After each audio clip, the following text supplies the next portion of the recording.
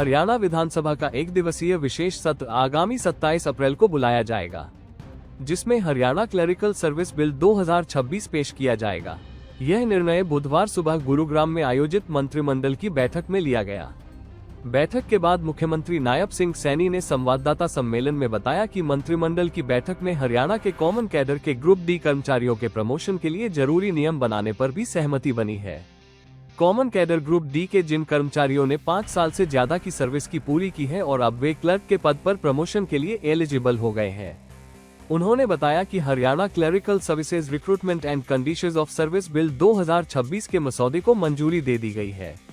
Draft bill में clerk के पद के लिए ग्रुप डी से प्रमोशन के कोटे को 20% से 30% करने का प्रावधान किया गया है। साथ ही 5% एक्स ग्रेशिया पद रखने की अनिवार्यता भी नियमों में शामिल की गई है। उन्होंने विपक्ष पर हमला करते हुए कहा कि 16 और 17 अप्रैल को संसद में जो कुछ हुआ उसने विपक्षी दलों का असली चेहरा देश के सामने उजागर किया है। उन्होंने आरोप लगाया कि विपक्षी दलों का असली चरित्र महिला विरोधी और सत्ता का लोभी है। सीएम सैनी ने कहा कि ये दिन देश के इतिहास में काले दिन के रूप में दर्ज हुआ है। विपक्षी दलों ने महिलाओं को केवल वोट बैंक समझा, लेकिन निर्णय प्रक्रिया में भागीदारी से वंचित रखा। सैनी ने कहा कि प्रधानमंत्री मोदी ने स्पष्ट कहा है कि महिलाओं की भागीदारी कोई दया नहीं, उनका अधिकार है। विपक्ष ने परिसीमन के नाम पर झूठ और भ्रम फैलाया और कहा कि इससे कुछ राज्यों को नुकसान होगा। इस पर गृहमंत्री ने तथ्यों के साथ स्पष्ट किया है कि किसी भी राज्य का प्रतिनिधित्व कम नहीं होगा।